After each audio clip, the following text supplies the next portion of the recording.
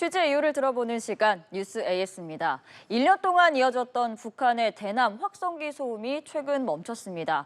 저희가 현장 영상을 준비했는데요. 우선 영상 먼저 본 뒤에 더 자세한 이야기 나눠보겠습니다. 함께 보시죠.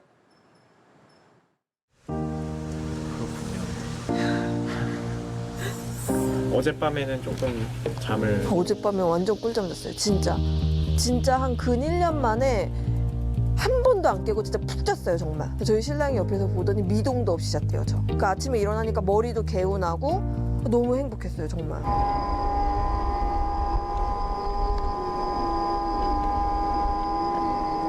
일 년 넘게 멈추지 않던 소리는 어느 날 갑자기 들리지 않았습니다. 멈춰온 사람이 시간이 나중에 이제 그리고 나서 이제 오늘은 완전히 이 대통령 말 한마디에 딱 중단이 되는구나. 그런 소리까지 했다는 거네. 제일 간편한 법이 여기서 끄면 안 나눌 수가 있었는데 그걸 못 꽂은 거예요, 계속. 우리 주민들이 그렇게 이거 하지 말라고 얼마나 그랬는데. 이재명 대통령 지시로 우리 군이 11일 오후 대북 방송을 멈추자 하루 만에 호응한 북한. 소리의 잔상은 주민들 머릿속에서 아직 사라지기 전입니다. 지금도 약간 음악 소리 들리는 것 같은데? 저도 이거 제 귀를 자꾸 의심하는데 이게 진짜 들리는 건지. 근데 나는 그거 못 느꼈어. 나도 못 그냥 느꼈어. 똑같아 평상시하고. 떠들었을 때도 잠을 그냥 설치잖아. 개운한 맛이 안 나는 거야. 하도 시달리시는 거니까 그죠? 자정이 넘은 시각. 네, 개구리 소리만 들리고 있는 이곳. 저희가 작년에 방문했던 그 마을이 과연 맞나 싶을 정도로 고요한데요. 이 평화는 앞으로도 계속될까요? 이건 조용해서 좋기는 한데 어느 날 갑자기 또 쾅 오고 날까봐 그거 걱정이. 뭐 우리가 한두 번 속는 게 아니거든. 저놈들 속은 알 수가 없잖아. 그 사람 속만 모르냐 우리도 속 모르는 걸. 아유 맞아. 그래서 애들한테 이제 어린이날이니까는 너네가 갖고 싶은 거나 가고 싶은 거나 하고 싶은 거를 엄마 아빠가 뭔가를 해줄게. 그러니까 저희 애들이 자기는 다 필요 없고 그냥 소리 안 나는 우리 집에서 잠자는 게 소원이란 얘기를 하더라고요. 아이들 소원만큼 엄마의 염원도 소박합니다. 저희 애들은 아직도 밖에 나가서 개구리 잡고 개구리알 잡아오고 풀꽃 있는 데서 메뚜기 잡고 청개구리 잡고 이러면서 놀아요. 저는 그거를 제가 느꼈던 그 소소한 행복 있잖아요. 그거를 애들이 느꼈으면 좋겠어요. 여기까지 말씀 듣겠습니다. 하지만 이 작은 일상을 되찾기 위해서 주민들은 무려 대통령이 바뀔 때까지 싸워야 했습니다. 현장 이슈였습니다.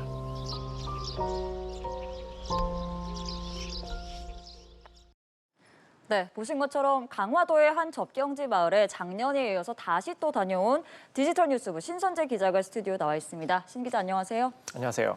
네, 저희가 영상으로도 봤지만 지난해 가을에도 같은 주제로 이야기를 나눴었던 것 같은데 지금 이 소리죠? 바로 이 소리. 네, 들리죠. 지금은 이 소리가 굉장히 오싹한 소리인데 전혀 들리지 않는 건가요? 네, 전혀 들리지 않고 정말 지금도 조금씩 소리가 들리고 있지만 예. 작년에 저희가 다녀왔을 때는 정말 상상 초월의 소리들 많이 났지 않습니까? 뭐 기계 소리부터 시작해서 또 귀신 소리, 늑대 우는 소리, 뭐 공포 영화 BGM 같은 그런 것들이 났는데 진짜 요번에도 하루 자고 왔거든요. 네. 근데 정말 밤새도록 개구리 소리만 나는 예. 너무 평화롭고 이렇게 정말 고요한 마을이었나 하는 생각이 들었습니다.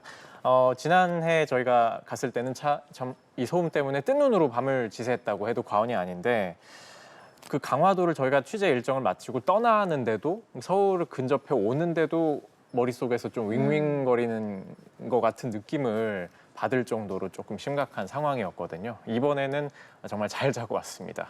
네, 밤새 아무 소음도 없이 잘 자고 왔다라고 직접 다녀온 후기를 이렇게 생생하게 전해주셨는데 네네. 이게 우리 쪽에서 먼저 대북 방송을 중단을 한 데 따른 거잖아요. 그러니까 중단을 하자마자 거의 즉각적으로 북한도 반응을 한 거죠? 그렇죠. 저희가 다녀온 거는 12일이었는데 바로 네. 그 전날인 11일 오후 2시부터 우리 군이 이재명 대통령 지시로 대북 방송을 전면 중단했죠.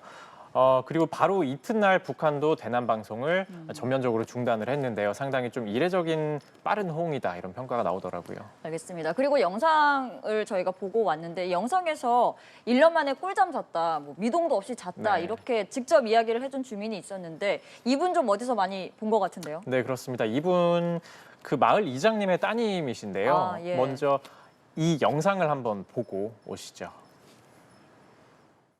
그리고 제가 여기 계신 분들한테 질문 하나 하고 싶어요. 손자분, 손녀분, 자녀분이 엄마, 나 이 방송 때문에 너무 힘들어요. 무서워요. 잠을 못 자겠어요. 이러면은 어떻게 얘기를 해주실 수 있으세요? 아니 그런 네, 이렇게 보신 것처럼 작년 국회 국방위원회 국정감사장이거든요. 예. 여기까지 오셔가지고 이렇게 눈물로 무릎을 꿇고 호소하기도 했습니다. 네, 이렇게 직접 국회로 와서 무릎을 꿇고 호소를 했을 정도로 상당히 삶이 정말 힘들다 이렇게 호소를 하셨던 분이잖아요. 네. 그런데 지금 만나 뵈니까 좀 이제는 꿀잠을 잤다라고 말을 하시는 거를 보니까 다행이라는 생각이 드는데 이분 말고 또 만나보신 주민들, 다른 주민들 반응은 대체적으로 좀 어땠는지도 궁금합니다. 네, 한마디로 말하면 이렇게 간단하게 해결될 문제를 왜 지금까지 끌고 왔느냐 이런 반응이 참 많았는데요. 물론 이제 소음에서 해방됐다라는 기쁨도 있고 그 해방감이 있지만 그와 동시에 좀 허탈한 마음이 많이 있으신 것 같았어요. 예. 또 아무래도 정책 결정자가 바뀐 다음에 이제 이뤄진 변화다 보니까 투표 잘해야 되겠다 이런 얘기를 해주시는 분들도 간혹 있었습니다. 네, 또 한편으로는 이 소음이 워낙 장기간 동안 계속됐다 보니까 아직도 좀 불안하다 그런 마음이 들 수도 있을 것 같아요. 그 부분은 어때요? 네, 제가 아까 보신 영상에서도 지금도 무슨 소리가 들리는 것 같은데 이렇게 말씀하셨잖아요. 그 아직도 사실 저는 소리의 잔상이 아직 사라지지 않았다 이렇게 표현을 하고 싶은데 귓가에 아직도 조금 비슷한 뭐 기계음이라든지 이런 게 조금만 들려와도 좀 흠칫흠칫 놀라게 되고 그리고 또 트라우마는 계속 가잖아요. 맞아요. 이제 고통을 1년 넘게 받으셨는데 주민분들이 이제 고작 일주일 된 거거든요. 소리가 멎은 지. 그래서 일주일을 갖고는 사실 이전의 트라우마가 사라질 리가 없죠. 네. 네. 그리고 또 두 번째로는 대통령이 뭐 자꾸 바뀌는데 5년 뒤에 10년 뒤에 15년 뒤에는 또 어떻게 될 줄 알고 안심을 하겠느냐 이런 말씀을 또 많이 해주셨고 또 이 주민분들 같은 경우에는 거기서 태어나셔서 지금까지 수십 년 살아오시면서 얼마나 또 남북 관계의 그 부침을 함께 어떻게 보면 그 최전방에서 또 피부로 느껴오셨겠어요. 그럴 그래서 것 같습니다. 어떤 예. 분은 이렇게 말씀을 하시더라고요. 우리가 한두 번 속은 게 아니라고요. 그런데 또 최근 기사를 보니까 민간단체가 대북전단을 날렸다는 기사를 저희가 봤거든요. 그러니까 이런 지금은 일단락은 됐지만 돌발 움직임이 계속된다면 당장 이렇게 주민들이 우려하는 것처럼 평화가 계속될 수는 없다. 또 변수가 생길 수 있다. 이런 그렇죠. 전망도 나오는 것 같은데요. 네, 대통령실은 지난 14일 새벽이죠. 한 민간 단체가 대북전단을 날린 것으로 확인된다고 밝혔는데요. 아무래도 접경지에 거주하시는 주민분들은 이제 어떻게 얻어낸 평화인데 가까스로 이제 조금 소음이 잦아들만 하니까 거기에 재를 뿌리는 거냐라고 좀 우려하는 목소리가 분명히 있습니다. 반면 이 납북자 가족 모임이라는 단체도 있죠. 납북자 가족 모임은 헌법상의 표현의 자유를 이유로 들면서 또 전단 살포를 반대에도 불구하고 강행하겠다 이런 또 입장을 고수하고 있어서 좀 접경지에 긴장감이 조금 고조되고 있는 상태인데요. 그런데 또 이분들 사실 접경지 주민들만 뭐 피해자가 아니라 이분들도 당연히 피해자인 거는 맞잖아요. 그렇죠. 한국 전쟁이 일어난 뒤에 납북되셔가지고 아직 돌아오지 못하신 분이 500명이 넘습니다. 그래서 이분들은 사실 뭐 가족이 살아서 돌아오기를 바라시는 것도 아니거든요. 사실상 어려우니까 다만 이제 생사 확인만이라도 좀 북한에 요구를 해달라 뭐 이런 거거든요. 납북자 가족 모임 대표 최성용 씨는 최근 기자회견을 열고 이렇게 말했습니다. 이 대통령이 여기 나오는 학생 어머니들 두 분 모셔서 유로하면 제가 전단지를 중단하겠습니다. 북한에 대한 적대 행위를 할 수 있는 행동을 중단하겠습니다. 네, 이재명 대통령은 전단 살포를 막고 또 사후에 적발이 되면 사후에 처벌을 할 수 있는 대책을 마련하라고 각 부서에 지시를 했는데요. 반면 납북자 가족 모임은 우리를 범죄자 취급만 하지 말고 제발 좀 위로해달라 이렇게 호소를 하고 있는 그런 상황입니다. 네, 이야기를 들어보니까 단순히 뭐 소음이 있었다가 없어지는 그 단순한 문제가 아니라 굉장히 많은 사람들이 또 얽혀 있는 문제인 것 같습니다. 그러니까 소음은 지금은 중단이 됐지만 접경지 주민들이 겪어야 할 그런 문제들은 아직 끝나지 않았다 이렇게 볼 수도 있겠네요. 네, 그렇게 볼 수 있죠. 저희가 앞서 인터뷰 보여드린 안미희 씨 같은 경우에는 그 이제 시내에 나와서 사시다가 자연 속에서 본인이 어렸을 때부터 느껴왔던 그 소중한 추억을 자녀들한테도 좀 선사를 해주고 싶으셔서 귀향을 하신 거거든요. 근데 이제 지난 1년 동안 완전 그런 게 악몽에 시달린 거잖아요. 트라우마만 남아 있는데 자녀들한테 얼마나 좀 미안한 마음이 들겠어요. 그러니까 트라우마도 계속 가고 또 어린 학생들이다 보니까.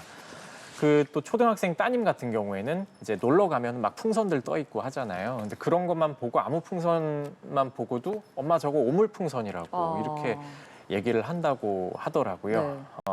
그리고 또 호소에 호소를 거듭해 왔는데 지난 1년 동안 찾아가는 데마다 어쩔 수 없습니다. 그거는 기다리세요. 이런 반응이 대부분이었기 때문에 혹시 뭐 작은 동네여서 외면을 하는 건가 뭐 이런 조금 서러움을 토로하시기도 했어요. 알겠습니다. 신 기자가 직접 취재를 해서 누구보다 느끼는 바가 많았을 것 같은데 새 정부는 앞으로 이 문제 좀 어떻게 풀어나가야 할까요? 사실 여기 주민들은 접경지에 거주하고 계시다는 이유만으로 똑같은 주민임에도 불구하고 어떻게 보면 희생을 강요당해 오신 거잖아요. 그리고 또 작년 같은 경우에 정치권에서 얼마나 또 많은 분들이 이 마을을 찾았습니까? 그렇죠. 너도 나도 보상해주겠다 이렇게 약속을 했지만 사실 최근에 와서야 이 방음창이 설치가 지금 일부가 됐고 아직도 지금 소리는 멈췄는데 방음창은 지금도 계속 설치되고 있는 그런 단계라고 하더라고요. 그리고 주민들이 제일 나라에 묻고 싶은 거는 제가 느끼기에는 소음이 또 발생하면 그때는 어떻게 할 거냐 그런 겁니다. 이 보상을 위해서 민방위 기본법이 개정됐거든요. 하지만 정신적 피해를 보상하는 거는 그 대상에서 빠졌어요. 예. 그리고 또 지난 피해를 소급해서 적용할 수 있느냐 없느냐 그것도 아직 분명한 해석이 존재하지 않는 상황이고 그래서 이분들에 대한 어떤 실질적인 보상이 이루어질 것인가? 그거는 주민들로서도 좀 회의적인 입장입니다. 또 아무래도 이 주민들이 감당해 와야 했던 그런 시선이 또 있죠. 접경지 주민들 누가 거기 가서 살라 그랬냐. 싫으면은 예. 이사 가라. 뭐 이런 일각의 반응도 있는 게 사실인데 또 뭐 그렇게 얘기하는 사람들이 나쁜 사람이어서 그렇다기보다는 뭐 아무래도 정치적인 해법이 부진해 왔던 그 결과라고 봐야 되겠죠. 예. 그래서 제가 생각했을 때 주민들이 이제 더 이상 남북 관계가 어떻게 되냐에 따라서 뭐 밤잠을 설치고 뭐 밤잠을 자고 못 자고 이런 걸로 노심초사하는 그런 일은 좀 없었으면 좋겠습니다. 알겠습니다. 지난해에 이어서 최근까지 접경지 주민들 직접 만나고 온 디지털 뉴스부 신선재 기자였습니다. 신 기자 고생하셨습니다. 감사합니다.